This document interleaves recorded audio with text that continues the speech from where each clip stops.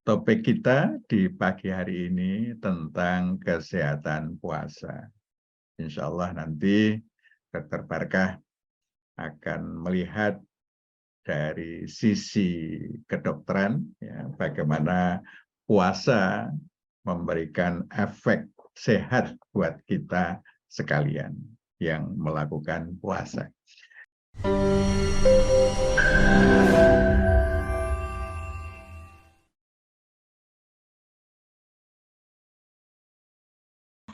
Oke, bismillahirrahmanirrahim. Alhamdulillahirrahmanirrahim. Salatu wassalamu ala asrafil anbiya wa mursalin Muhammadin wa ala alihi wa sahbihi ajma'in. Amma ba'du. Alhamdulillah Bapak Ibu semua, puji syukur kita panjatkan kehadirat Allah Subhanahu wa taala. Atas berkat rahmatnya kita semua bisa berkumpul pada pagi hari ini dalam keadaan sehat insyaallah. Tak lupa salawat serta salam selalu kita curahkan kepada junjungan kita Nabi besar Muhammad Sallallahu Alaihi Wasallam yang insyaallah kita nantikan syafaatnya kelak di yaumul akhir. Terima kasih Bapak Ibu masih setia di pagi-pagi hari ini berkumpul untuk thalabul ilmi. Tidak terasa ini 9 Golden Habits sudah masuk ke episode 103. Betul nggak Dr. Agus nggih? Betul. Ya. Mohon maaf. Alhamdulillah untuk pagi hari ini insyaallah akan ada 2 narasumber yang akan bersama mengangkat sebuah tema yaitu kesehatan puasa. Mungkin saya perkenalkan dulu untuk narasumber pertama kita adalah Dr. Agus Sukaja MKes. Ya, beliau adalah founder dari 9 Golden Habits. Assalamualaikum Dr. Agus. Waalaikumsalam warahmatullahi wabarakatuh. Ya, kemudian untuk narasumber kita yang kedua adalah Dr. Barkah Jaka, spesialis penyakit dalam KGH Finasim. Beliau adalah Ketua Program Studi Profesi dari Fakultas Kedokteran Universitas Ahmad Dahlan. Assalamualaikum Dr. Barkah.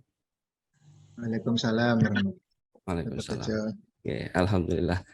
Alhamdulillah untuk narasumber kita sudah lengkap. Ini mungkin kita lanjutkan saja untuk materi pada pagi hari ini. Kita langsung kepada pemateri pertama. Monggo untuk Ustadz Dr. Agus Sukaja MKes, waktu dan tempat kami persilahkan. Assalamualaikum warahmatullahi wabarakatuh. Waalaikumsalam warahmatullahi wabarakatuh. Alhamdulillahi Rabbil Alamin. Assalatu wassalamu ala ashrafil anbiya wal mursalin Muhammadin wa ala alihi wa sahbihi ajma'in. Amma ba'd. Bapak Ibu, saudara-saudara sekalian, segenap partisipan Golden Habit rahimakumullah. Moderator Dr. Aryo Tejo dan narasumber Dr. Barkah.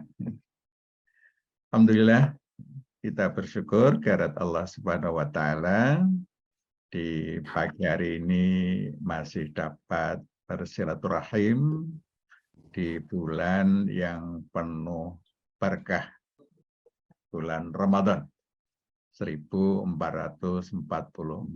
Hijriah. Topik kita di pagi hari ini tentang kesehatan puasa. Insya Allah nanti Dr. Barkah akan melihat dari sisi kedokteran, ya, bagaimana puasa memberikan efek sehat buat kita sekalian yang melakukan puasa. Saya mendahului Dr. Barkah, mohon izin untuk share screen. Kita pada episode 103 dengan topik kesehatan puasa. Nah, untuk mengawali Bapak Ibu sekalian, agama yang dibawa oleh Nabi Muhammad atau Ad-Dinul Islam, ya, yang dibawa oleh Nabi Muhammad itu diberikan pengertian sebagai apa yang diturunkan Allah di dalam Al-Quran dan As-Sunnah As-Sahihah berupa perintah-perintah larangan-larangan dan petunjuk-petunjuk untuk kebaikan manusia di dunia dan akhirat. Ini hasil rumusan para ulama ya, tentang ad-dinul Islam. Yang pada intinya itu adalah li sholahil ibad, untuk kebaikan manusia, dunyahum wa ukhrahum, di dunia dan akhirat. Ini agama, jadi tujuannya untuk kebaikan. Termasuk kita sekarang sedang menjalani salah satu perintah untuk melakukan puasa. Sehingga puasa itu juga ternyata sangat memperhatikan kesehatan. Jadi karena tujuannya untuk kebaikan manusia, perintahnya saja memperhatikan kesehatan, efeknya juga bermanfaat untuk kesehatan. Mari kita lihat ya pelan-pelan tentang bagaimana puasa memperhatikan kesehatan. Jadi meskipun puasa itu wajib, kutiba alaikumusiyam, diwajibkan atas kamu puasa, tetapi ternyata famangkana minkum maridon au ala safarin fa'iddatum min ayyamin ukhar. Maka barang siapa di antara kalian yang sakit atau dalam safar, maka gantilah pada hari lainnya. Jadi ada dispensasi. Sehingga orang yang sakit boleh mengambil waktu yang lain, tidak di bulan Ramadan. Dan bagi yang berat melaksanakannya, cukup membayar fidyah. Walalladzina yutiqunahu fidyatun ta'amu miskin. Dia bisa membayar fidyah. Jadi ada gantinya. Jadi tidak semuanya harus melakukan, tetapi ada kondisi-kondisi tertentu ya, yang dibolehkan untuk mengerjakannya dengan cara yang berbeda. Bisa di hari lain, bisa juga dengan membayar fidyah. Nah, ini karena apa? Karena Allah menghendaki kemudahan buat kita. Yuridullahu bikumul yusra wala yuridu bikumul usra. Allah menghendaki kemudahan bagi kalian dan tidak ingin menyulitkan. Nah, ini salah satu hikmah bahwa apapun yang ditentukan Allah itu tidak menyulitkan buat kita, masih di dalam jangkauan kemampuan kita untuk bisa melakukannya.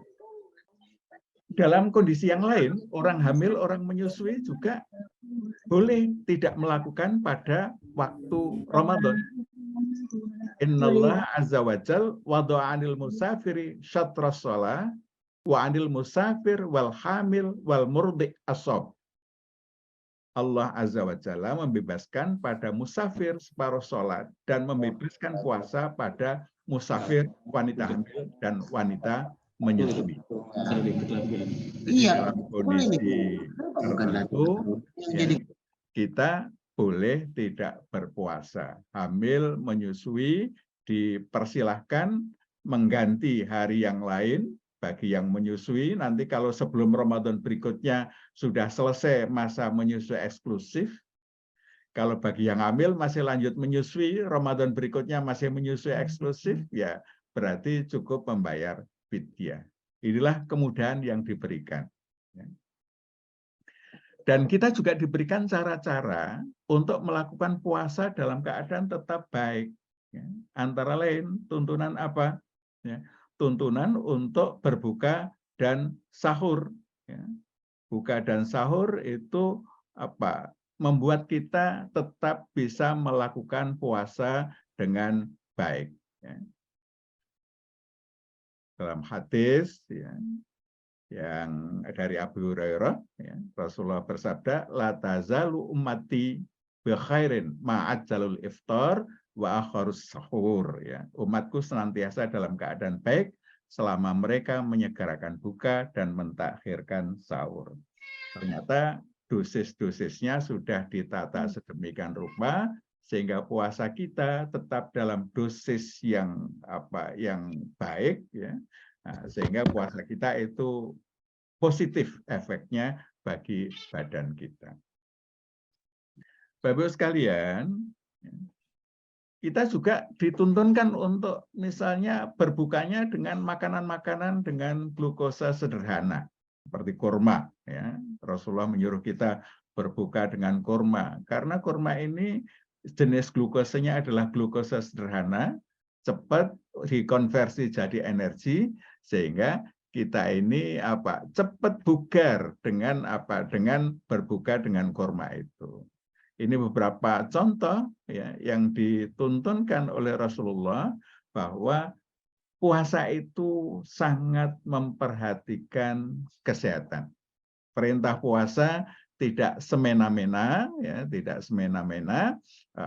Semua keadaan harus berpuasa, tapi ada kondisi-kondisi tertentu di mana kita boleh berpuasa dengan cara yang berbeda, atau dengan pada hari yang lain, ya, atau dengan membayar fidyah. Bapak-Ibu sekalian, di samping puasa memperhatikan kondisi kesehatan kita, ternyata puasa itu mempunyai efek yang menyehatkan. Meskipun hadisnya sumu tasyihu ini dari segi sanad itu ada yang mempersoalkan kesahihannya, tapi secara burhani, ya, secara bukti-bukti ilmiah, itu terbukti bahwa puasa itu memberikan dampak kesehatan. Ini salah satu mekanisme yang dijelaskan para ahli bagaimana puasa memberikan efek menyehatkan. Itu berangkat dari kerja tubuh. Kerja tubuh di dalam tubuh kita itu terjadi proses metabolisme yang berjalan terus-menerus panjang kehidupan. Di samping menghasilkan energi, juga sampah metabolit. Sampah-sampah yang sebagian besar dikeluarkan dari tubuh melalui ginjal, usus, saluran nafas, dan kulit. Metabolisme terjadi juga di dalam sel, yang di samping menghasilkan energi juga menghasilkan sampah, sebagian besarnya berupa protein cacat yang tidak berguna. Nah, efek sampah, Bapak-Ibu sekalian, itu mempercepat penuaan sel. Tidak diperbaikinya sel-sel rusak, dan kurang berfungsinya sistem kekebalan. Itu kalau sampah menumpuk. Ya. Sehingga banyak sel yang terganggu akan berdampak pada kesehatan tubuh. Jadi kalau sel-sel banyak sampahnya, kesehatan tubuh kita juga akan terganggu. Nah, di dalam sel itu sesungguhnya ada enzim petugas kebersihan, ya, yang bekerja dalam organel yang bernama lisosom. Ini di dalam sel ini ada lisosom, di situ ada enzim-enzim petugas kebersihan, ya, yang tugasnya adalah membersihkan sampah-sampah yang ada di dalam sel. Terdapat 60-an jenis enzim yang disebut dengan enzim lisosom yang terlibat dalam proses detoksifikasi untuk pembersihan. Nah, oleh proses yang disebut dengan autofagi, sampah atau protein cacat dibungkus lembar mirip kantong untuk dipecah dan dibuang. Sementara protein normal tetap dibiarkan utuh.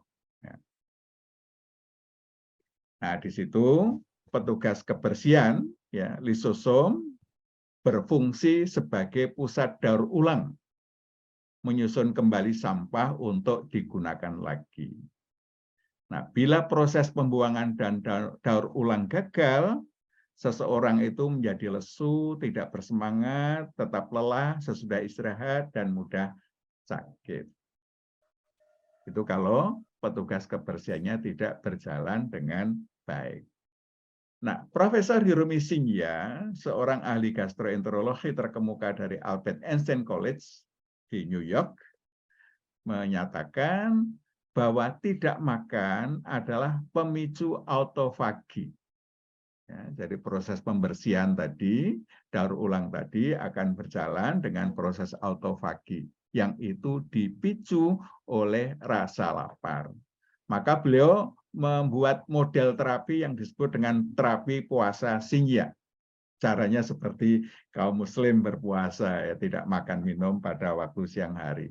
Ternyata banyak orang yang kemudian menjadi sembuh tanpa obat dengan puasa itu. Ini apa yang dilakukan oleh Profesor Hirumi Sinja.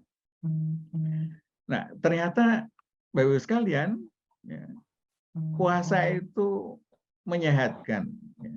Lapar, di mana makanan tidak terdapat di dalam usus, aliran gizi dari usus ke sel-sel tubuh terhenti. Dengan terhentinya itu, terpaksa tubuh mengambil sumber lain dari protein cacat atau sampah melalui proses autofagi. Nah, proses ini menjadi detoksifikasi alamiah di dalam sel. Jadi Bapak-Ibu sekalian, selama sebulan penuh, kita itu mengalami proses detoksifikasi. Nah, ini sebagaimana dinyatakan di dalam pengertian Ad-Din tadi, petunjuk Allah itu pasti baiknya. Karena itu li sholahil ibad, untuk kebaikan hamba-hambanya, untuk kebaikan kita. Oleh karena itu, Bapak-Ibu sekalian, marilah kita berkomitmen menjalani hidup sesuai petunjuk Allah. Karena ternyata petunjuk Allah itu sangat luar biasa. Kalau kita ikuti, pasti untuk kebaikan kita bersama. Demikian, terima kasih atas perhatiannya. Dan Allahikum ajma'in. Nasr minallah fathun qarib. Assalamualaikum warahmatullahi wabarakatuh. Waalaikumsalam warahmatullahi wabarakatuh. Terima kasih Dr. Agus Baca untuk paparan materinya. Yang pertama tadi, ya, tadi jelaskan bahwa sebenarnya dalam tubuh ada petugas kebersihan tadi ya Dr. Agus. Dan itu bisa diaktifkan kalau kita menjalani saum, ya, puasa. Oke, mungkin lanjut saja kita ke pemateri kedua, yaitu Dr. Barkah Jaka. Dr. Barkah sudah siap? Iya, terima kasih monggo, Dr. Dok. Tejo. Waktu dipersilahkan. Assalamualaikum warahmatullahi wabarakatuh. Waalaikumsalam warahmatullahi wabarakatuh. Ya, langsung saya share screen. Bapak Ibu semua, mari kita selalu awali dengan sama-sama dalam frekuensi yang sama dengan berdoa kepada Allah, Rabbi zidni ilma warzuqni fahma. Ya Allah, tambahkan kami ilmu dan berilah karunia untuk dapat memahaminya. Bapak Ibu Saudara sekalian, sebenarnya tadi sudah diterangkan Dr. Agus secara lebih detail. Saya sedikit menambahkan saja bahwa bagaimana puasa itu menyehatkan, atau kita berpuasa harus punya modal sehat. Ya. Jadi dua-duanya saling berkaitan, bahwa kita untuk berpuasa ini juga disyaratkan supaya kita juga sehat dulu kemudian bisa menjalankan puasa, karena orang yang sakit tadi diberi keringanan untuk tidak puasa. Tetapi orang yang puasa pun ternyata juga akan mendapatkan kesehatan. Bapak Ibu semua, bahwa kita kembali ke ayat ini, Quran Surat Al-Infitor ayat 6-9, bahwa manusia dicipta seimbang oleh Allah. Ya ayyuhal insanu ma gharraba birabbikal karim. Wahai manusia, apakah yang telah memperdayakan kamu berbuat durhaka terhadap Tuhanmu yang maha mulia? Ini diawali dengan pertanyaan durhaka, ya. Sebenarnya ada apa sih pada manusia itu sukanya ingin durhaka kepada Allah? Padahal Allah itu yang maha mulia. Maha mulia ini dijelaskan bahwa di ayat selanjutnya, alladzi khalaqa fasawwaka fa'adalak, yang telah menciptakan kamu lalu menyempurnakan kejadianmu dan menjadikan susunan tubuhmu seimbang. Fi ayyi suratim masya'a rabbaka. dalam bentuk apa saja yang dikehendaki dia menyusun tubuhmu. Jadi di sini Allah sudah menerangkan bagaimana apakah kedurhakaan kita itu berkaitan dengan tidak tahunya kita terhadap kemahamuliaan Allah, atau justru kita karena diciptakan sempurna merasa semuanya bisa tanpa menghiraukan atau malah lupa dengan penciptanya. Jadi ini yang perlu diintrospeksi pada kita semua, bahwa dengan adanya penciptaan Allah yang sempurna kepada kita ini kadang-kadang juga membuat kita lupa bahwa seolah-olah kita bisa semuanya, padahal semua itu berasal dari Allah Subhanahu wa taala. Ya, sebagai contoh di sini tadi adalah keseimbangan dalam pengaturan gula darah. Kalau kita setelah makan, berarti gula di dalam darah kita naik. Pada saat gula di dalam darah kita naik, maka pankreas itu akan mengeluarkan insulin. Ya. Keluarnya insulin ini, dia akan mengangkut gula yang ada di dalam darah hasil yang kita makan tadi, itu menuju ke sel-sel yang dibutuhkan, baik ke otot, ke lemak, maupun ke otak. Sehingga gula bersama dengan insulin itu menjadi suatu zat yang berguna, yang bermanfaat untuk energi. Sehingga kita bisa berpikir, kita bisa bergerak, ya, kita bisa melakukan suatu kegiatan karena kita punya energi dari hasil apa yang sudah Allah berikan kepada kita, makanan, kemudian difasilitasi di fasilitas tubuh kita yang ada insulin, kemudian akan menjadi suatu energi.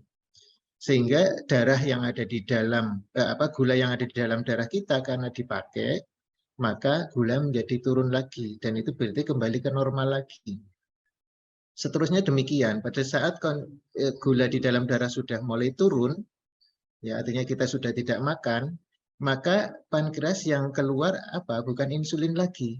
Dia secara otomatis yang keluar adalah sel alfa pankreas mengeluarkan glukagon, dan di sini glukagon akan di dalam hati itu berfungsi mengeluarkan glukosa yang disimpan. Jadi glukogenolisis namanya. Glukagon itu ada di dalam hati, simpanan dari glukosa yang tidak terpakai, kemudian disimpan di hati dengan pacuan dari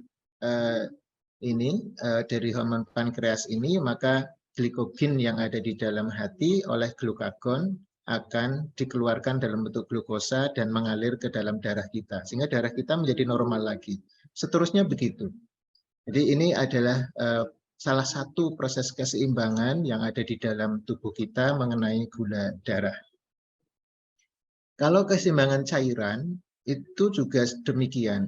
Kita mau minum 1500 cc misalnya satu hari. Makan dari cairan itu sekitar 750 cc. Di dalam tubuh metabolismenya bisa mencapai 250, sehingga sumber asupan cairan kita dalam sehari itu bisa 2,5 liter. Tapi nanti yang keluar juga akan sama. Totalnya 2,5 liter juga. Dari air seni bisa sampai 1.500, pernafasan dan kulit ya dan keringat ini bisa 900. Dan dari buang air besar bisa 100, totalnya juga sama 2.500. Nanti ini perhitungan ini akan dihitung secara otomatis oleh badan kita, masuknya berapa, keluarnya akan sesuai. Pada kondisi normal manusia begini. Jadi ini adalah satu ayat bahwa manusia diciptakan Allah dalam bentuk yang seimbang. Pada penelitian atau suatu kejadian yang waktu itu ada Andreas Mihaljevic ini pada usia 18 tahun dari Austria. Ini gimana daya tahan manusia tanpa kemasukan cairan. Itu ternyata ini karena waktu itu dikira sudah orangnya sudah tidak ada di area, dan sehingga tidak ada yang menghiraukan, tapi ternyata selama 18 hari si Andreas ini masih ada di tempat tanpa minum, tanpa makan. Dan ketika itu berat badannya turun 24 kg, artinya dia masih survival, masih hidup. Nah, ini kasus yang tercatat, kasus terlama bertahan tanpa air minum. Ya, ini satu contoh kasus yang dia masih ada pertahanan bahwa tubuh kita menjaga dalam kondisi yang sangat ekstrim tapi tetap bisa survive. Kemudian kalau yang tanpa pemasukan makanan, kalau tadi cairan, ini ada juga seorang dokter dan lawyer ya, si Mr. Alan. Ini ada kondisi tahanan politik dari Irlandia waktu itu yang melakukan mogok makan. Dan kematian para tawanan terjadi pada hari ke-46 sampai hari ke-73. Jadi tadi yang tidak minum 18 hari, ini bisa sampai 46 sampai 73 hari. Sementara di kasus yang lain, ini ada tahanan politik meninggal setelah menjalani mogok makan sampai hari ke-28, 36, 38, 40. Jadi masih lebih panjang ini yang 73. Dan waktu itu Mahatma Gandhi pun pelaku mogok makan bisa bertahan sampai dengan hari ke-28. Jadi ada pertahanan dari badan kita berusaha untuk kembali menyeimbangkan diri tanpa minum, tanpa makan, masih bisa survive pada waktu yang terbatas. Ini kalau teori nanti ada keseimbangan asam basa ya. Jadi kita manusia kan punya asam, punya basa. Kita bernafas dari mulut menghirup udara, oksigen, nanti akan keluar dalam bentuk CO2. Artinya di dalam tubuh kita membentuk asam. Kita O2 menjadi asam, CO2, dan CO2 dikeluarkan oleh paru, sebagian dikeluarkan oleh ginjal. Sehingga di sini akan terjadi darah kita akan selalu seimbang, tidak terlalu asam, tidak terlalu basa. Nah, ini akan selalu terjadi begitu. Jadi baik dari paru maupun dari ginjal. Itulah salah contoh-contoh keseimbangan yang terjadi pada manusia. Lalu apa yang Allah berikan juga sediakan kepada kita semua. Allah itu menyediakan makanan dan minuman seluruhnya ada di bumi ini. Di dalam Quran ini sebagai petunjuk kita untuk melihat Al-Quran yang dihamparkan ya di alam semesta. Di Al-Quran yang kita baca dalam mushaf, kemudian kita lihat di dalam alam semesta, semua itu kejadian yang memang Allah, ayat-ayat Allah yang ada di alam. Kita diberikan contoh di sini atau petunjuk bahwa ini daging adalah sumber makanan. Ikan ada, ASI ya sampai 2 tahun disebutkan, susu, madu, air ya, kemudian buah-buahan, anggur, sayuran dan lain-lain. Itu di dalam Al-Qur'an disebutkan itu sumber-sumber makanan yang bisa diambil. Tetapi Allah juga menggariskan di situ ada suatu proses. Bagaimana caranya manusia yang sudah diberikan semua fasilitas ini menggunakan dengan cara terkendali. Pengendaliannya adalah suatu proses. Proses salah satu yang Allah turunkan kepada kita perintahnya, pengendalian itu dengan cara berpuasa Ramadan ini. Dalam rangka mengendalikan semua ini dengan ayat yang awal sekali Allah turunkan, Iqra bismi rabbikal ladzi khalaq. Jadi bacalah semua ya, baik petunjuk yang ada di dalam Al-Quran secara yang diwahyukan maupun yang diciptakan di alam semesta, suruh membaca secara keseluruhan sehingga apa yang terjadi pada manusia itu bisa betul-betul holistik, seimbang ya. Sehingga inilah yang dengan ini Allah memberikan tuntunan lagi bahwa silahkan ambil semua apa yang sudah difasilitasi oleh Allah, pilih di sini yang halal, yang thayyib dan tidak berlebihan.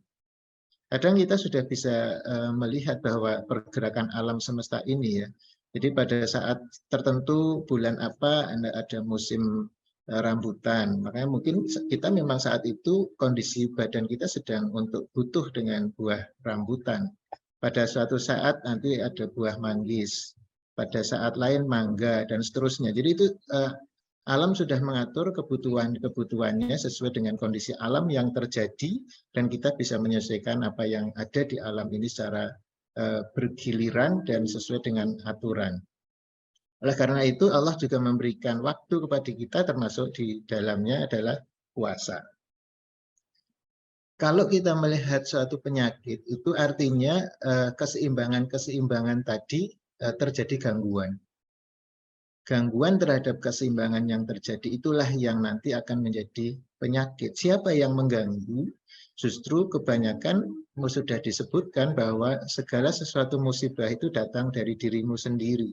Karena mungkin kita tidak mengilmui atau kita tidak bisa mengendalikan diri dengan baik, ya, pada akhirnya itu akan muncul suatu kelainan-kelainan, ketidakseimbangan yang menjadi sumber penyakit.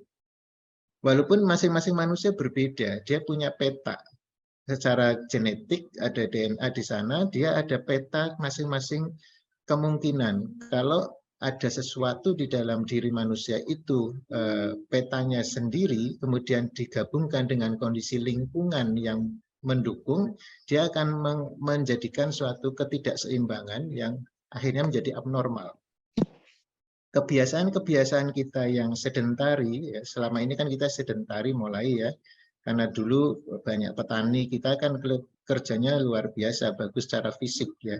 Kita sekarang sudah bangun tidur, mungkin hanya tinggal pegang HP, semuanya datang dengan sendirinya, kopi sekarang mungkin sudah langsung datang, makanan datang, tidak perlu kemana-mana, sekarang sudah bisa pakai online, datang sendiri dan seterusnya. Sehingga di situ akan menimbulkan beberapa ketidakseimbangan pada fisik kita, itu sehingga menimbulkan abnormalitas. Termasuk di dalamnya tadi karena over ya, kelebihan sehingga terjadi salah gizi, itu juga menimbulkan abnormalitas. Kalau ini dibiarkan terus tanpa disadari, kalau kita tidak menyadari atau tidak mau menyadari, maka dibiarkan akan menjadi penyakit. Dan penyakit kalau dibiarkan lanjut akan menjadi suatu komplikasi yang menjadi lebih berat. Sementara kalau kita bisa menyadarinya dengan, oh ini ada suatu hal, kalau saya punya peta tertentu, maka yang cocok untuk saya adalah ini, yang ini tidak bisa, tidak boleh. Itu suatu saat nanti kedokteran akan meningkat sampai pemetaan genetik masing-masing masyarakat, sehingga tahu kira-kira orang ini arahnya mau kemana, sehingga perlu dimodifikasi sesuai dengan arah pada masing-masing individu. Perlu mungkin daya tahan yang kurang kuat, perlu ditambah imunisasi, sehingga sampai di sini keseimbangan akan terjadi. Ya, sehingga ke kanan tidak akan berjalan. Kalaupun sudah sampai tahu ada yang berkelainan, kemudian diperbaiki, dijaga, dan bertaubat, maka penyakit ini bisa mencapai kesembuhan. Jadi ini konsepnya bahwa kita menjaga ini, dan ini semua proses-proses ini sebenarnya dilatih, dididik di dalam berpuasa kita. Dan sesungguhnya puasa itu adalah fitrahnya makhluk Allah. Ini suatu contoh bahwa pola makan pada mamalia itu selalu disertai intermittent energy restriction. Jadi ada suatu fase di mana makhluk ini memang beristirahat dari sumber energi, dari makanan atau berpuasa. Di beruang di kutub itu mengalami hibernasi dan puasa selama 6 bulan di musim dingin.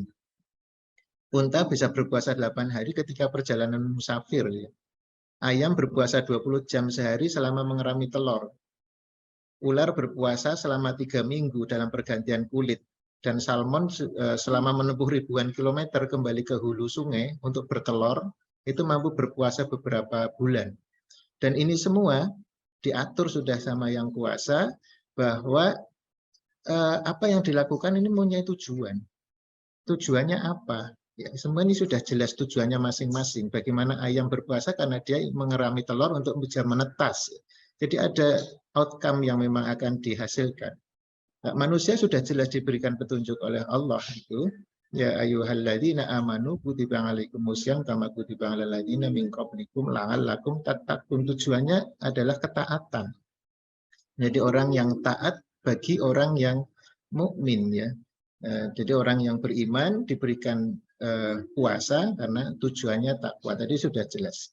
Dan ini makhluk-makhluk lain pun sudah sama ya. Jadi ini sama dan mencapai tujuan yang sudah ditentukan. Ada tujuan-tujuan yang memang sudah baku ya.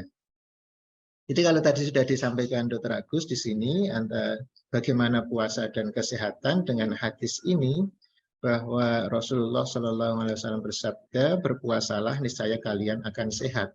Walaupun ini memang tadi sudah dinilai mungkin lemah ya, Karena tidak berkaitan langsung dengan persoalan hukum, beberapa ulama masih menggunakan hadis ini sebagai dalil manfaat puasa bagi kesehatan.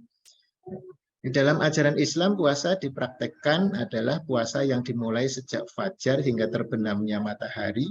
Tidak ada puasa yang dilakukan melebihi waktu tersebut. Bahkan dalam satu hadis, Rasulullah memerintahkan orang yang berpuasa agar segera membatalkan puasanya. Nah, jadi begitu waktu berbuka telah tiba, segera di awal segera buka dan mengakhiri sahur. Ya. Ini memang dan di dalamnya tidak berlebih-lebihan dalam menjalankannya. Ini sudah ada garisnya bagaimana ajarannya, sangat memperhatikan tadi bagaimana kondisi kita. Dan kalau kita lihat sekilas saja, ini karena waktu yang sedikit, jadi kita sekedar saja untuk melihat bahwa karena tujuan kita sebenarnya ini dalam sisi kesehatan hanya salah satu poin kecil ya, manfaat dari puasa yang diperintahkan Allah kepada kita. Dari sisi tujuan terbesar adalah takwa. Jadi manfaat ini adalah manfaat yang memang secara alamiah yang sudah menurut takdir Allah, kalau menjalankan itu pasti akan mendapatkan ya. Jadi inilah yang salah satu contoh, ada 3 contoh walaupun sebenarnya banyak sekali ya kalau mau kita lihat. Kalau seorang menjalankan ibadah puasa, sungguhnya tubuh kita melakukan proses detoksifikasi. Tadi sudah diterangkan Dr. Agus ya. Racun-racun yang tidak diperlukan tubuh akan dibuang karena sedang tidak ditambah. Pengurasan tetap berjalan tapi penambahan sedang berhenti, jadi otomatis bersih. Dan ketika menjalankan ibadah puasa, sel-sel dalam organ tubuh kita melakukan proses regenerasi. Jadi saat kita tidak diberikan fungsi untuk bekerja, maka saat tidak bekerja itu sel kita melakukan regenerasi, artinya melakukan perbaikan-perbaikan. Kemudian dengan berpuasa juga meningkatkan sistem kekebalan tubuh di mana fungsi dari sel-sel getah bening akan membaik 10 kali lipat. Ini beberapa penelitian sudah terbukti. Dan ini sudah di-upload oleh Kementerian Kesehatan Republik Indonesia bahwa ini manfaat puasa yang sudah memang terbukti secara penelitian. Jadi beberapa penelitian yang lain meninjau dari sisi kesehatan fisik puasa. Ya, jadi bukan tujuan utama ya, kita puasa untuk fisiknya sehat sempurna itu bukan menjadi tujuan yang utama, tapi kalau kita menjalankan sesuai dengan syariah yang benar, maka kesehatan fisik ini akan include ya, akan termasuk tergeret ya, mendapatkan manfaat ini dari manfaat besar yang akan dicapai. Jadi mesti misalnya membakar lemak dalam tubuh, meningkatkan hormon pertumbuhan, meningkatkan fungsi otak, mengurangi tekanan darah, mengatur trigliserid, mengatasi resistensi insulin, ya, mengurangi risiko penuaan dan penyakit berbahaya. Ini dengan berpuasa yang benar caranya, bukan puasa yang hanya mendapatkan lapar dan dahaga, tetapi puasa ini kan memang dituntunkan Allah tidak hanya untuk fisik. Jadi dituntunkan untuk manusia secara keseluruhan, baik fisik, mental, sosial, segalanya ya, yang diatur dalam keseimbangan seluruhnya sebagai manusia utuh, dan perintah ini kepada manusia secara utuh. Jadi memang di sini yang nanti akan mendapat manfaat secara holistik. Contoh ini pada kondisi normal tadi, orang yang habis makan, glukosa naik ya, terjadi sekresi insulin, maka akan memacu terjadinya terjadi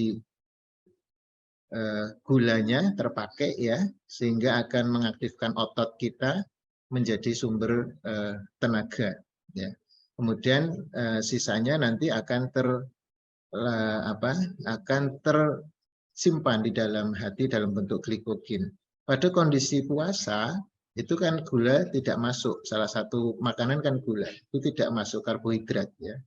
Sehingga insulin berkurang. Kalau berkurang yang terjadi adalah dipacu tadi gluconeogenesis. Glukosanya keluar dari hati yang disimpan itu keluar untuk energi. Ya. Jadi ini sudah dilakukan penelitian bahwa ternyata yang disimpan di dalam hati ini masih bisa mencukupi baik keseluruhan ke sel-sel otak maupun ke jaringan otot-otot yang di bagian tepi itu sampai 12 jam. Jadi kalau kita sampai 12 jam itu masih bisa sahur jam 4, nanti sampai jam 4 sore itu sebenarnya masih pakai gula yang dimakan pada saat sahur ya, dan gula yang tersimpan di dalam hati. Kemudian setelah itu, setelah 12 jam, tubuh akan menggunakan protein untuk energi kita, sebagian nanti dari lemak. Jadi sisanya yang menunggu buka masih ada waktu 2 jam ke depan, itu menggunakan protein dan lemak sebagai sumber energi. Ya, jadi ini tubuh masih berkompensasi dan melakukan pertahanan demikian. Dan ini sudah diterangkan Dr. Agus bahwa di dalam tubuh kita ada salah satu bagian dari sel yang namanya mitokondria, itu tadi sebenarnya menjadi sumber energi. Di sana nanti terjadi ada glukosa tadi, insulin, kemudian di sini akan terjadi pembentukan energinya dari mitokondria, menghasilkan ATP ya, dan O2 yang radikal bebas. Ini radikal bebasnya itu yang berbahaya untuk tubuh kita. Tetapi radikal bebas ini akan dibersihkan tadi oleh cleaning service-nya tubuh. Ya, ada superoksid dismutase, ada hidrogen peroksidase, ada katalase, enzim-enzim tadi yang banyak, dan ini 3 diantaranya. Yang sampah radikal bebas tadi itu menjadi oksigen dan air. Ya, ini akan ini. Tapi kalau makanan kita banyak sekali terus menerus tidak maka radikal bebasnya juga akan numpuk terus. Nah, sementara cadangan superoksid dismutase ini kan terbatas. Makanya di sini Allah merintahkan jangan berlebih-lebihan, karena kita punya batas untuk pembersihnya. Jadi kalau kita makan sesuai dengan ini, sampahnya sudah terukur, maka pembuang sampah di sini juga akan mengeluarkan sesuai dengan kondisi yang normal dan tubuh kita tidak menjadikan kelelahan. Jadi inilah kenapa selalu sudah disediakan banyak makanan di alam semesta, tetapi Allah telah memberikan tuntunan bagaimana memilih tadi yang halal dan thayyib, dan mengendalikan diri dengan cara tidak berlebih-lebihan dalam memberikan asupan makanan kepada kita. Kalau mau dihitung dari gizi, maka setiap orang akan makan sesuai dengan tinggi badan. Karena tinggi badan itu sebenarnya nanti bisa menentukan atau bisa menghitung berat badan idealnya. Kalau tinggi badan 160 pada bapak-bapak, itu mestinya berat badannya 60 kilo. Jadi 160 kurangi 100. Ya, jadi kalau yang tingginya 160 kok beratnya masih 100, berarti kan kelebihan. Ya. Kemudian yang kurang berarti kekurangan. Jadi itu sebenarnya tinggi badan kita bisa untuk introspeksi kita supaya kita berusaha. Mungkin kita belum sesuai sehingga harus menyesuaikan. Itu usaha-usaha untuk kembali ke dalam keseimbangan itu dituntunkan juga. Sehingga dengan berpuasa maka diharapkan akan kembali. Ini contoh-contoh saja sekilas bahwa tidak saya sampaikan semua. Ini contoh pada orang yang sakit ya, orang yang sakit gagal ginjal yang dilakukan hemodialisis atau cuci darah dan yang tidak dialisis, tidak begitu banyak perubahan fungsi ginjal ya antara sebelum Ramadan dan setelah Ramadan.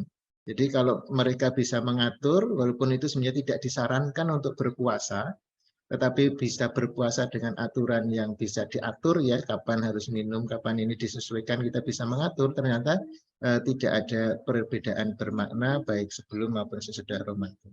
Saya kira itu sekilas saja dari saya dengan waktu yang terbatas, mudah-mudahan sedikit bermanfaat sebagai wawasan. Mohon maaf atas kekurangan. Alhamdulillahirabbil alamin. Assalamualaikum warahmatullahi wabarakatuh. Waalaikumsalam warahmatullahi wabarakatuh. Alhamdulillah, matur nuwun Dr. Berkah atas materinya. Ya, cukup menarik ya Bapak Ibu semua. Ini 2 materi yang sudah disampaikan oleh narasumber kita, yaitu Dr. Agus Sukaja dan Dr. Berkah Jaka. Pasti akan menimbulkan banyak diskusi. Nah, ini ada beberapa pertanyaan mungkin yang akan diajukan oleh Bapak Ibu semua. Waktunya adalah saat ini, bisa kita persilahkan.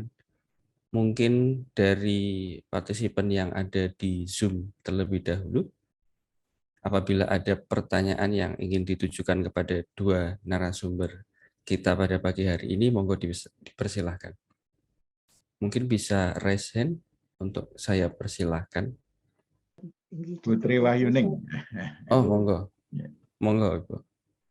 Terima kasih. Assalamualaikum warahmatullahi wabarakatuh. Waalaikumsalam warahmatullahi wabarakatuh. Tadi disebutkan Dokter RK bahwa kalau asupan kita pada saat sahur itu bisa maksimalnya sampai 12 jam gitu. Berarti sampai sekitar jam 4 sore itu sudah memang betul terasa lemes gitu.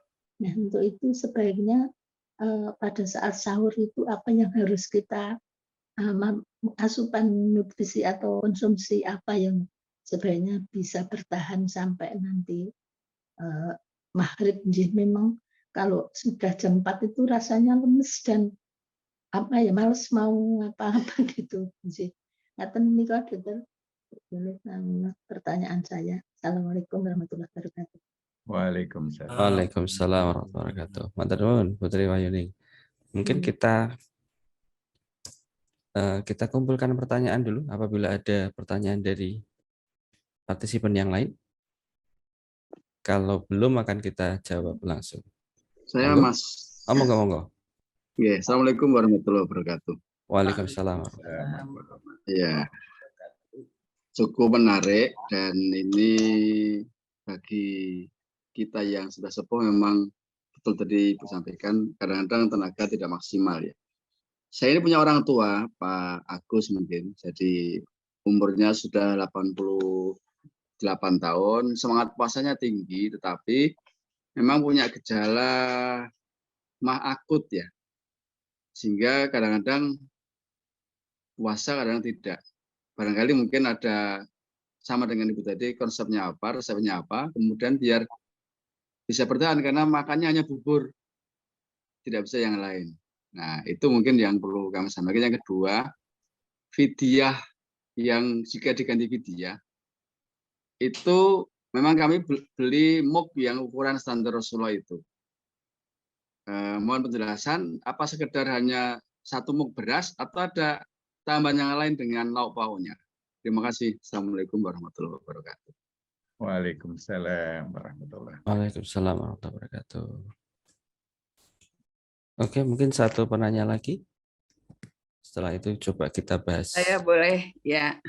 Monggo, Ibu. Ya. Terima kasih Bapak Moderator. Kalau yang akan saya tanyakan, sekarang ini kan memang banyak ya kita diminta untuk memberikan tausiah seperti apa yang kita alami sekarang. Saya mau bertanya pada Dr. Agus Sukaca, apakah PPT-nya ini boleh digunakan di tempat lain? Jadi artinya misalnya saya diminta memberikan, saya gunakan PPT-nya Dr. Agus. Apakah dengan menghilangkan nama atau tetap nama diberikan dengan prolog dari penyampai? Begitu Dr. Agus. Dan juga kemudian pada pembicara yang kedua, apakah boleh juga kita menggunakan? Terima kasih.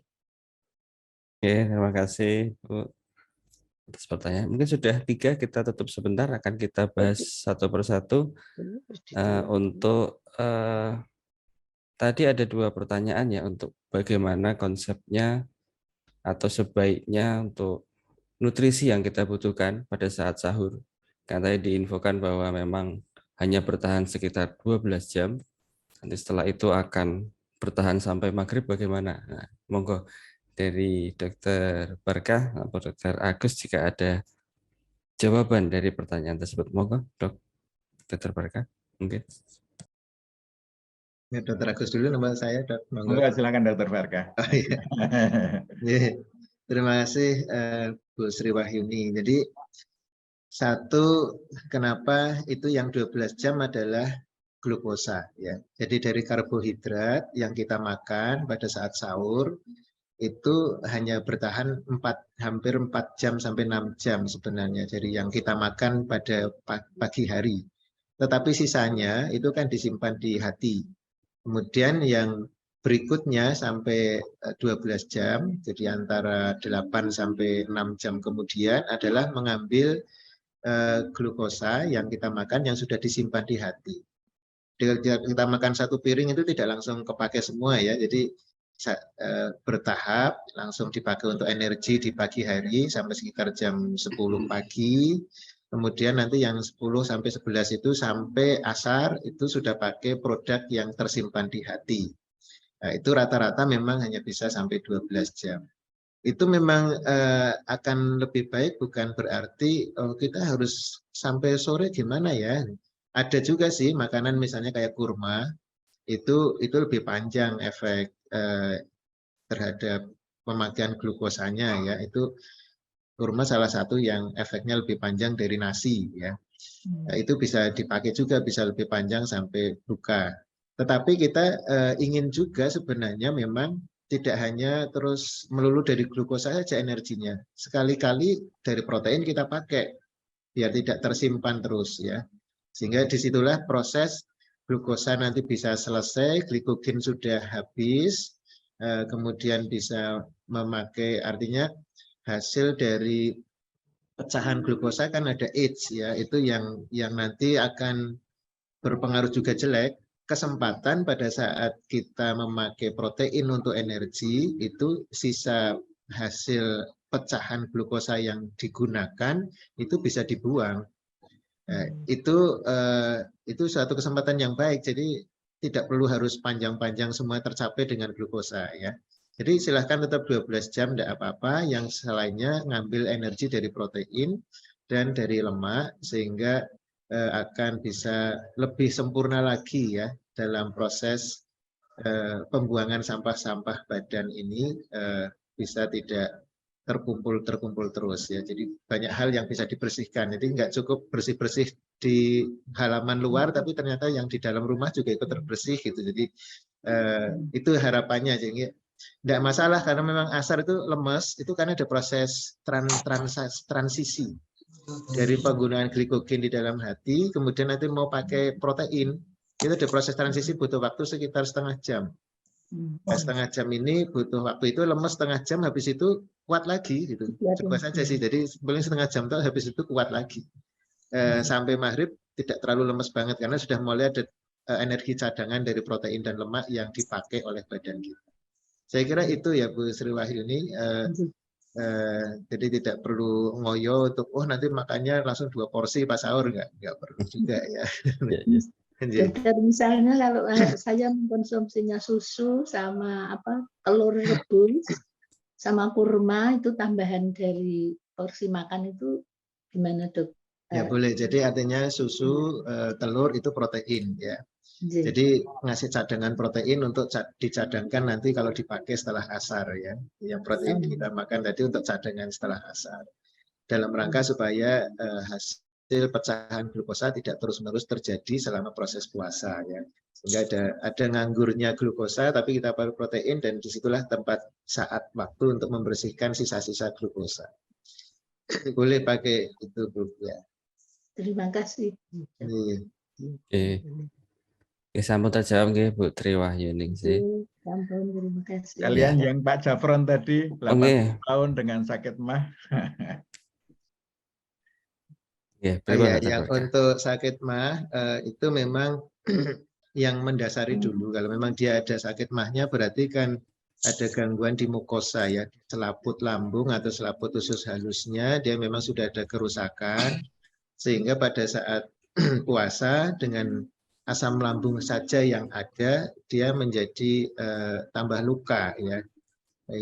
Tetapi perlu diketahui kalau mestinya bisa dilakukan dengan sambil pengobatan justru ya. Jadi pada saat puasa kita waktu sahur itu sebelum makan atau setelah akhir sahur kita minum obat pelapis lambung, sehingga diharapkan pada saat siangnya justru terjadi perbaikan, regenerasi sel-sel yang rusak itu tertutupi oleh obat yang diberikan, kemudian dengan makanan sahur yang tadi masuk itu bisa memperbaiki sel-sel di dalam lambungnya, sehingga banyak pasien justru yang sakit mah kondisinya menjadi lebih enak gitu ya. Tapi memang di awal kira-kira 2 minggu pertama harus pakai obat dulu untuk menutupi ya supaya atau melapisi selaput lambungnya dari serangan asam ya, atau mengurangi asamnya dengan obat-obat sehingga nanti malah ada terjadi perbaikan yang lebih cepat. Tetapi orang sakit itu tidak dipaksa kok. Kalau misalnya tetap sakit gitu ya, ya kalau berniat baik, tetap ingin berniat, saya berniat puasa, ikut aja sahur, bismillah ikut sahur, sudah tambah dapat pahala cukup, siangnya nggak kuat ya dibatalkan. Saya kira tidak akan dipaksa oleh Allah itu. Jadi seperti ini akan tetap mendapat kasih sayang khusus ya. Jadi ada hal-hal yang perlu kita terima dari. Jadi semua ini yang harapannya adalah tidak memaksakan ya. Banyak ini yang di catatan saya juga banyak sekali sebenarnya yang tidak disarankan puasa, termasuk ini macam-macam banyak. Tapi beberapa pasien yang dicoba tetap puasa, kuatnya itu ternyata juga nggak berbahaya. Jadi yang penting tahu cara untuk antisipasi. Terima kasih Dr. Tejo, mungkin tambahannya itu. Dok, obatnya tadi apa nih dok? Maaf, apa ranitidin, apa lansoprazol? Bisa, jadi kalau lansoprazol untuk menekan asam, ya, kemudian ranitidin itu salah satu untuk mencegah biar ujung sarafnya terblok ya, jadi tidak merasa nyeri. Kalau lainnya seperti sukralfat itu untuk melapisi lapisan lambung ya. Jadi itu bisa, itu sebagian memang dijual bebas ya, jadi bisa dipakai juga. Tapi acuannya kalau bisa memang jangan hanya sehari 2 hari, tapi berturut-turut sampai 2 minggu ya. Oh, gitu. Terima kasih. Atau salah satu saja bisa dok, misalnya lansoprazol saja. Ya, salah satu kalau lansoprazol mengurangi asam, sehingga harapannya dikurangi asamnya, yang rusak tidak terjadi tambah rusak. Tapi kalau misalnya masih perih itu ya bisa ditambah pelapis lambung seperti sukralfat ya, jadi dilapisi juga. Jadi nanti puasanya akan lebih nyaman ya. Terima kasih dokter. Sekalian konsultasi ya, alhamdulillah sekalian. Ya mungkin tadi melanjutkan pertanyaan dari Bapak Muhammad Jafron bahwa untuk mungkin aturan fidyah mungkin bisa dijawab Dokter Agus. Monggo Dokter Agus. Baik ya. Kalau sesuai ketentuan ya 1 mut itu sudah cukup. Cuman kalau kita lebihkan, Pak Jafron, saya kira itu tidak menyalahi. Baguslah kalau kita lebihkan.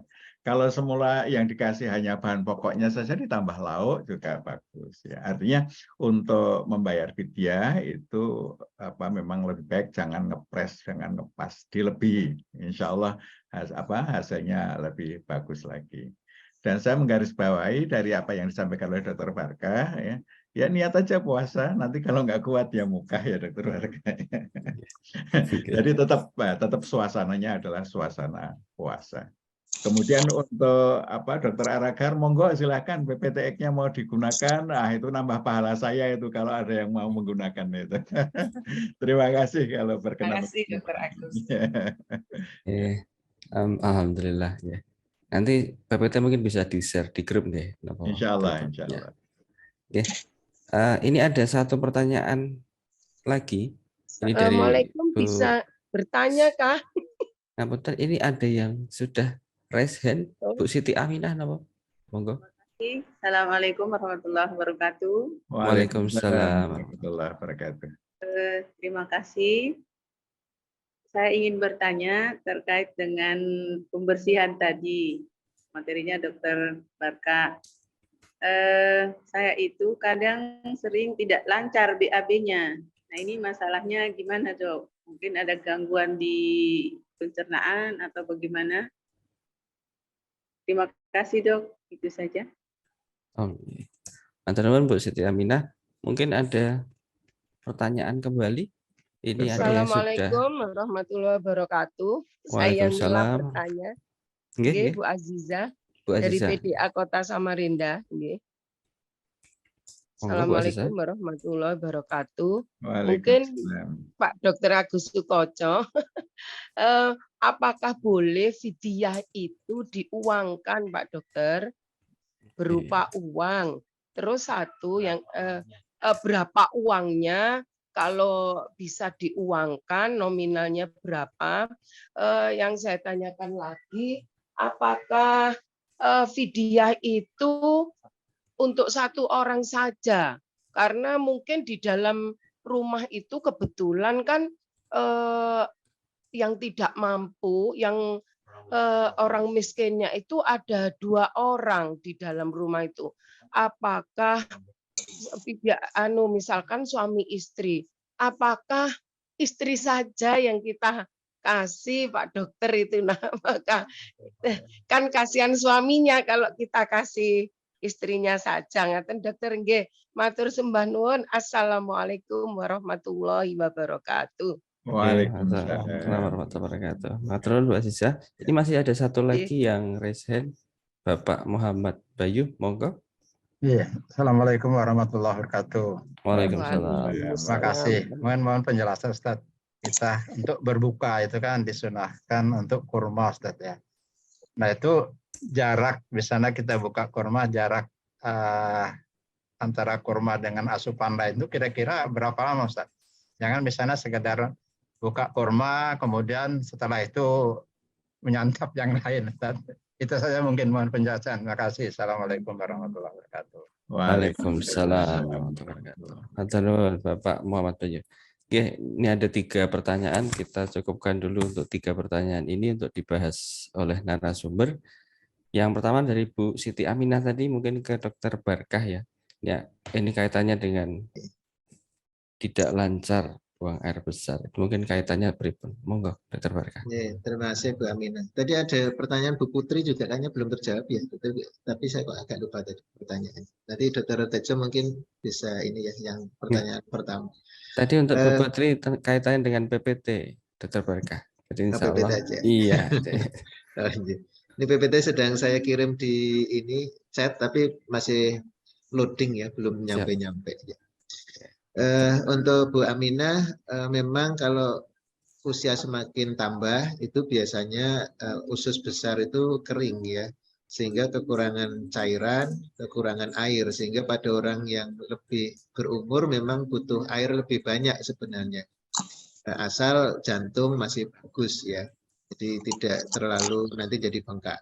Kalau yang masih normal perlu tambahan asupan air yang pertama, yang kedua perlu tambahan bakteri yang komensal, jadi probiotik ya. Itu karena apa? Karena kotoran kita kadang kurang membusuk. Padahalnya di usus besar itu kan tempat pembusukan sampah sisa makanan. Kalau masih kurang busuk, keluarnya susah. Sehingga perlu kuman-kuman yang memang ada di usus besar, itu ada E. coli gitu ya, yang memang komensal. Itu perlu ditemani dengan kuman lain ya, istilah kita probiotik. Itu ada memang kuman yang kita minum tapi yang tidak berbahaya, yang itu bertugas untuk ikut membusukkan kotoran kita sehingga nanti keluar akan lembek ya, sehingga tidak terlalu keras dan mudah untuk keluar. Yang ketiga perlu tambahan serat ya, karena semakin tambah usia saraf kita makin lemah sehingga gerakan usus kita makin lambat. Tidak seperti orang muda itu gerakannya cepat gitu ya, langsung keluar gitu. Pada orang itu agak lebih lambat, sehingga perlu serat untuk memacu supaya gerakan ususnya tambah. Jadi ada 3 hal, dibusukkan lebih baik, dikasih pengencer dengan air, dan gerakan ususnya dipercepat lagi dengan yang makanan tersebut. Saya kira itu Bu Siti Aminah. Oke. Kemudian yang Pak Bayu tadi, jarak kurma dengan asupan yang lain. Ya.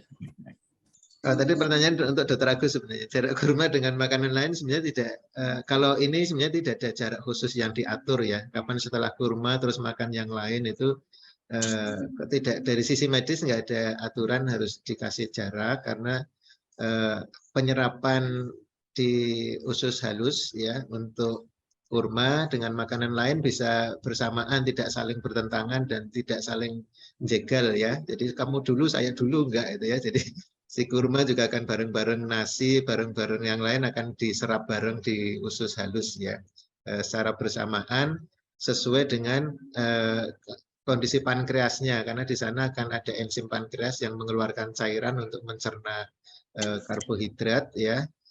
dan lemak terutama di sana, ini asal tidak ada masalah, tidak ada saling di situ, tidak ada bukti untuk kurma dengan yang lain saling bersinggungan ya atau memperlambat penyerapan, tidak ada. Jadi boleh-boleh saja bareng juga boleh.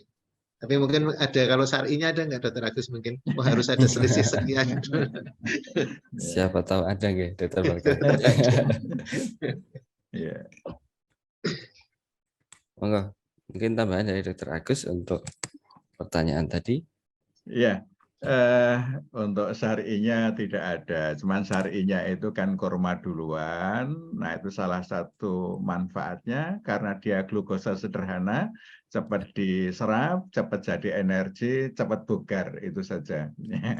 Jadi yang lain-lain saya kira sama dengan makanan-makanan yang lain. Nah, untuk Bu Aziza ya. Vidya apakah bisa dikonversi dalam bentuk uang untuk pembayarannya? Saya kira ini sesuai dengan kesepakatan para ulama ya, untuk zakat fitrah itu bisa dikonversi, bisa diberikan di dalam bentuk uang, meskipun harus dengan nilai sesuai dengan nilai bahan pokok yang digunakan untuk zakat fitrah atau untuk vidya, ya, sesuai itu nilainya. Nah, itu nampaknya para ulama tidak mempersoalkan kalau dikonversi dalam bentuk uang, sehingga pemberiannya lebih mudah.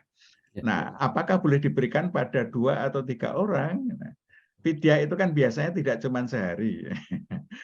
Jadi hari ini vidya hari tertentu dengan hari yang lain itu bisa diberikan pada orang yang berbeda, tidak masalah. Misalnya vidya hari pertama diberikan pada A, vidya hari kedua pada B, vidya ketiga diberikan ke C, tidak ada masalah. Tapi kalau mau diberikan ke 1 orang juga tidak masalah.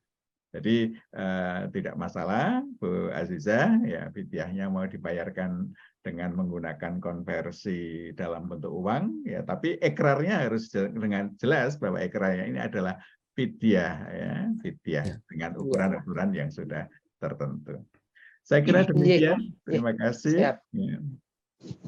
Dokter Agus.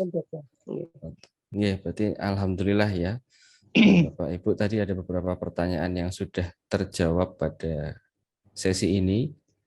Ini saya kira waktunya juga ternyata juga sudah pas ya Dokter Agus ya, malah lebih 7 menit. Nah, jadi ya mungkin mohon maaf untuk, saya yakin mungkin akan ada banyak pertanyaan kembali, tapi mungkin kita cukupkan untuk sesi kajian Sabtu pada pagi hari ini. Terima kasih untuk Bapak Ibu yang sudah menyempatkan diri untuk melanjutkan ke sesi diskusi dan menerima berbagai info ya, ilmu yang sudah kita dapatkan. Juga terima kasih kepada kedua narasumber kami pada pagi hari ini, Dr. Agus Sukaca dan Dr. Barka Jaka, atas materinya yang luar biasa, dan juga keluangan hatinya untuk men-sharekan PPT dan bisa dipakai oleh Bapak Ibu semua jika memang diperlukan. Ya, terima kasih. Jazakumullah Dr. Agus dan Dr. Barka. Mungkin itu yang bisa kita dapatkan pada pagi hari ini, mudah-mudahan membawa keberkahan untuk kita semua, menjadi bekal kita. Amin ya rabbal alamin. Mungkin kita tutup untuk pertemuan pada pagi hari ini mungkin dengan hamdalah dan doa penutup majelis. Alhamdulillah rabbil alamin. Bihamdika asyhadu an la ilaha illa anta astaghfiruka wa atubu ilaik. Matur nuwun Bapak Ibu semua. Assalamualaikum warahmatullahi wabarakatuh.